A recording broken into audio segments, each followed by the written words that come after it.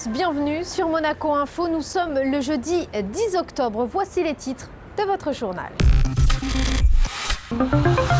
Nous ouvrirons ce journal avec les assises de la sécurité qui avaient lieu ce matin au Grimaldi Forum. Nous parlerons Business Time avec la Jeune Chambre économique de Monaco. Nous irons à la rencontre de Fight8 et de son opération Courte Pointe. Et enfin, nous partirons au Portugal pour le 42e congrès du CIESM. La 19e édition des Assises de la sécurité a ouvert ses portes en milieu de semaine au Grimaldi Forum. Un rendez-vous incontournable pour les experts de la cybersécurité avec près de 3000 visiteurs attendus. Fabien Bonilla vous en dit plus. Les Assises de la sécurité, 19e édition et pour la 14e fois consécutive à Monaco. C'est tout simplement le rendez-vous à ne pas manquer lorsque l'on est un expert de la cybersécurité. Ce sont en tout près de 3000 visiteurs, dont 160 partenaires qui se retrouvent en ce moment même pendant 3 jours au Grimaldi Forum. Les assises permettent aux professionnels de se rencontrer et d'échanger. Parmi les grands sujets abordés, on retrouve la Cyber Street Intelligence ou encore le cloud, mais aussi la blockchain. Si vous êtes perdu, ce n'est pas grave, eux ne le sont pas. Durant ces assises, le directeur de l'agence monégasque de sécurité numérique est allé à la rencontre d'un partenaire, la société française Egeri, qui analyse les risques cyber avec l'outil Risk Manager.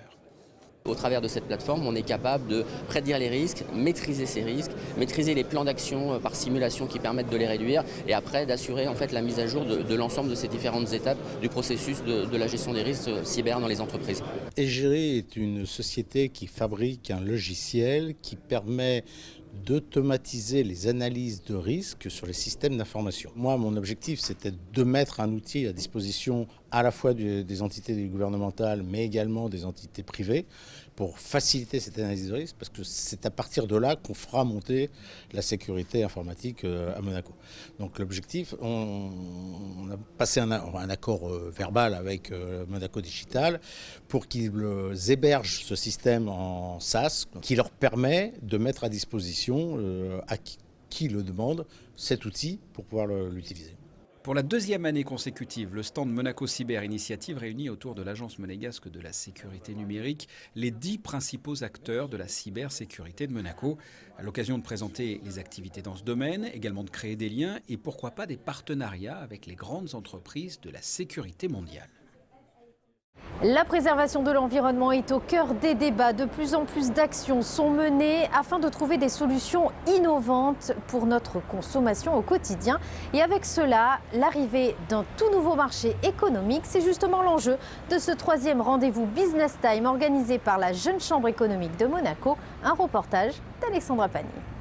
La transition énergétique, levier de développement économique, le grand public et les gouvernements commencent à prendre conscience de l'urgence environnementale.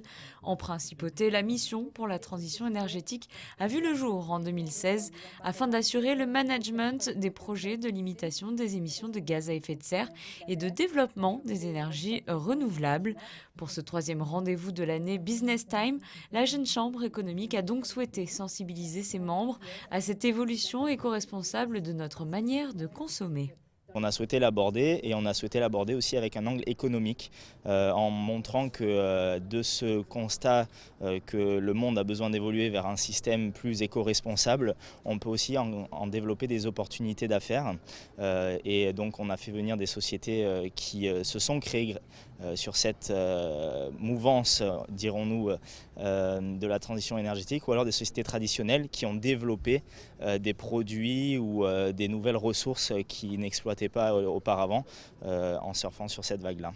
Du côté des entreprises, certaines sociétés ont d'ores et déjà franchi le cap. Après l'intervention d'Annabelle Gégère-Sédou, la directrice de la mission pour la transition énergétique, une table ronde était organisée avec la participation d'intervenants impliqués dans cette démarche. Puisque notre métier c'est de concevoir du packaging, c'était essayer aujourd'hui de concevoir un nouveau type de produit, un nouveau type de packaging qui allait pouvoir apporter des réponses à notre maigre niveau, à une problématique importante qui est aujourd'hui le 7e continent.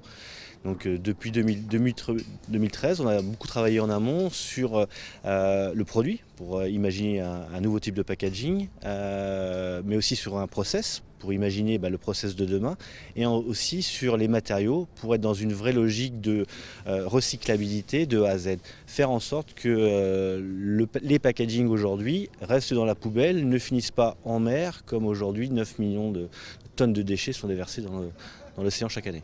La réduction des emballages, la mobilité douce, mais aussi la fin des énergies fossiles étaient des pistes abordées lors de cette soirée. Prochain rendez-vous Business Time de la JCE, mi-décembre, autour de la thématique du sport cette fois-ci. Dans le reste de votre actualité, en bref et en images. Vous le découvrez sur ces images. Jean-Jacques Campana, le directeur de la Caisse de compensation des services sociaux, a signé le pacte national pour la transition énergétique aux côtés du directeur de la MTE, la mission pour la transition énergétique. Ce pacte vise, je vous le rappelle, à s'engager pour entreprendre des actions visant au quotidien à protéger la planète. Vous le savez, nous suivons régulièrement les actions menées par Fightets Monaco, que ce soit Test in the City ou la Journée mondiale de lutte contre le sida. Coup de projecteur aujourd'hui sur l'opération Courte Pointe, un travail artistique mené par les affiliés de l'association. Un reportage de Fabien Bonnier. L'opération Courte Pointe, une manifestation hautement symbolique partie de San Francisco en 1987 et organisée à Monaco depuis 2011, soit 8 ans maintenant sous l'impulsion de la princesse Stéphanie. Le principe est simple, les courtes pointes sont de grands panneaux de tissu peint et déployés chaque année au musée océanographique, souvent quelques jours avant le 1er décembre, date de la Journée mondiale de lutte contre le sida. Chaque courte pointe est l'assemblage de 8 toiles de la taille d'un linceul et chaque toile porte un nom, le nom d'une personne décédée des suites du VIH-Sida, que ce soit il y a longtemps ou tout récemment. Eh bien, ces toiles que l'on appelle également des kilts sont confectionnées au siège de Fightets Monaco. 4 sont actuellement en préparation et peintes avec attention et amour. Les courtes pointes ont vraiment un sens de la mémoire, de se souvenir de ceux qui sont partis et pas toujours qui ont été pour lesquels les enterrements n'ont pas été à la hauteur. Et du coup, c'est rendre hommage à ces personnes. C'est une personne qui a beaucoup compté pour moi. Et on était inséparables à l'époque. Et puis il est arrivé ce malheur. Je ne l'ai jamais oublié. Elle est fortement dans ma pensée. Mais ça m'a permis de recommencer. Aujourd'hui, je fais des peintures pour elle et je le fais avec beaucoup de plaisir. Et justement, qu'est-ce que vous avez voulu lui dire à travers ce tableau ? Qu'est-ce que représente ? Quelle est l'explication de ce tableau ? Les couleurs, tout ce qu'elle aimait, l'eau, il y a du mouvement d'eau, le ciel et toutes les couleurs, toutes les couleurs vives de l'arbre, ça c'était représentatif de sa personne. Oui, c'est important. Les courtes pointes, ça a toujours été un moment particulier pour nous. Puisqu'on en a réalisé effectivement pour des personnes qui fréquentaient l'association et qui sont décédées aujourd'hui. On les fait effectivement pour une personne, moi je les réalise pour une personne en particulier, mais j'ai quand même toujours une pensée pour tous ceux dont on ne connaît ni la date de naissance, ni même la date de décès. Et ça, pour moi, c'est toujours quelque chose qui est présent dans mon esprit, en fait. Chaque année au musée océanographique, le déploiement de ces courtes pointes est un véritable moment d'émotion. Elles ont toutes été réalisées par des personnes affiliées à Fightets Monaco, le but étant de permettre aux proches et aux familles de faire leur deuil comme il se doit. Et direction le Portugal pour finir, où le CIESM organisait son conseil d'administration et son 42e congrès à Estoril en présence du souverain et du président du Portugal. C'est votre Focus Info de ce jeudi.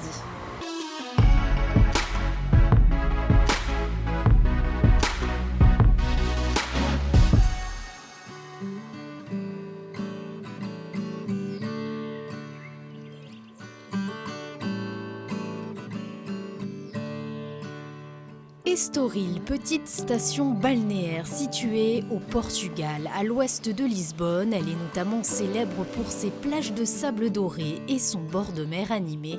C'est ici que le 42e congrès de la Commission internationale pour l'exploration scientifique de la mer Méditerranée a été inauguré en présence du souverain et de Marcelo Rebelo de Sousa, le président du Portugal, un événement aux multiples enjeux. C'est à la fois les mobiliser pour travailler de plus en plus avec nous, parce qu'il faut dire qu'au Portugal, depuis 500 ans, on a tendance à regarder vers l'ouest, vers l'Atlantique, et c'est bien normal. Et aujourd'hui, nous savons que les problèmes mondiaux, réchauffement climatique, espèces invasives, contaminants, eh bien, ils sont dans l'océan global, ils communiquent entre les bassins. Et donc, à travers Gibraltar, les eaux réchauffées de la Méditerranée, les contaminants de l'Atlantique, les espèces invasives, ça communique. Et ça va venir, polluer les deux mondes. Et donc, il est temps qu'on fasse tomber les barrières et qu'on fasse travailler ensemble ces gens qui sont enthousiastes. Il y a beaucoup de jeunes, vous avez eu beaucoup de femmes. D'ailleurs, je voudrais parler des femmes. Nous avons un congrès, nous sommes pionniers dans ce domaine. 60% de nos congressistes sont des femmes, sont des leaders d'instituts et des chercheurs femmes, y compris dans notre organisation. Donc on a fait un effort de promotion depuis 15 ans qui paye de façon remarquable. La CIESM a pour mission de promouvoir les coopérations scientifiques et sensibiliser les instituts de recherche. La principauté préside aujourd'hui cette commission composée de 23 gouvernements membres. Ce congrès permet alors de présenter les dernières découvertes et perspectives d'une grande communauté de scientifiques. C'est un travail intéressant car ce congrès concerne la partie méditerranéenne et nous sommes au Portugal.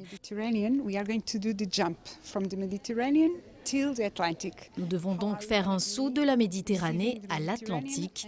Il est nécessaire d'avoir un double échange afin de nous rencontrer sans limite. Je pense qu'il faut ouvrir la porte à des travaux plus forts et communs, ainsi qu'à de nouveaux projets.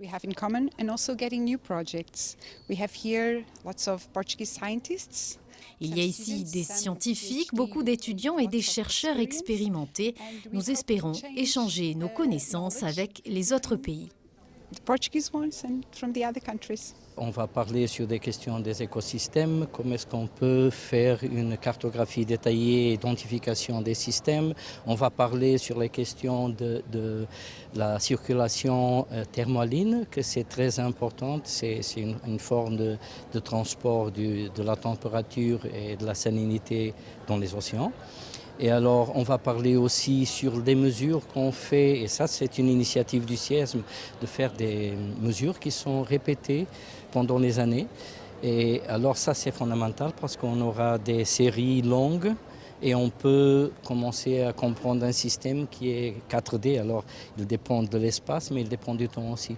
En marge du congrès, le conseil d'administration de la Commission internationale pour l'exploration scientifique de la mer Méditerranée s'est déroulé également à Estoril. Les différentes délégations se sont retrouvées afin de faire le point sur les futures orientations de la Commission en plein cœur du Forte da Cruz, demeure au riche passé appartenant aujourd'hui à l'ambassadeur de Monaco au Portugal. Ce fort a été édifié au XVIe siècle. Plus exactement, il a été construit au XVIIe siècle et c'était un fort militaire qui servait à défendre la côte. Et plus tard, l'État portugais l'a vendu et c'est donc mon arrière-grand-père, c'est-à-dire que nos enfants sont déjà la 6e génération, qui l'a complètement réhabilité de façon à ce que ce soit une maison agréable pour y vivre. Et voilà, donc c'est une demeure que nous aimons beaucoup et qui a été complètement réhabilitée en 2010, 11, 12, 13. Et d'ailleurs, Son Altesse Sérénissime, le prince Albert, et avec la princesse Charlène, sont venus en 2012 et c'est eux qui ont réinauguré cette maison. Le Portugal est depuis toujours associé aux épisodes les plus glorieux de l'exploration maritime. Les aventures de Vasco da Gama et de Magellan ont lancé leurs premières expéditions dans le pays il y a plus de 500 ans. Le roi du Portugal, Dom Carlos, et le prince Albert Ier partageaient un vif intérêt pour la science pionnière de l'océanographie. Ce 42e congrès de la CIESM est très important, non seulement parce que le Portugal a adhéré à la CIESM depuis 15 ans, qu'il y a de nombreux liens scientifiques et diplomatiques et amicaux avec le Portugal, mais bien entendu il y a un côté historique puisque le prince Albert Ier, fondateur de la CIESM avec d'autres pays, était très ami avec le roi du Portugal et qu'ils avaient beaucoup échangé sur l'océanographie, sur la mer en général et sur voilà, leur amour partagé pour la mer et les océans. Et donc c'est un grand plaisir d'être à nouveau ici au Portugal et de faire le point non seulement sur la Méditerranée mais aussi sur cette influence qu'a l'Atlantique et la zone atlantique adjacente avec la Méditerranée. Et donc c'est un peu le thème de ce congrès, c'est l'Atlantique rencontre la Méditerranée. Et ce 42e congrès du CIESM a également annoncé une conférence de haut niveau, ici même au Portugal en juin 2020. Il sera question de débattre autour de la préservation et l'exploitation des océans, des mers et des ressources marines de manière durable.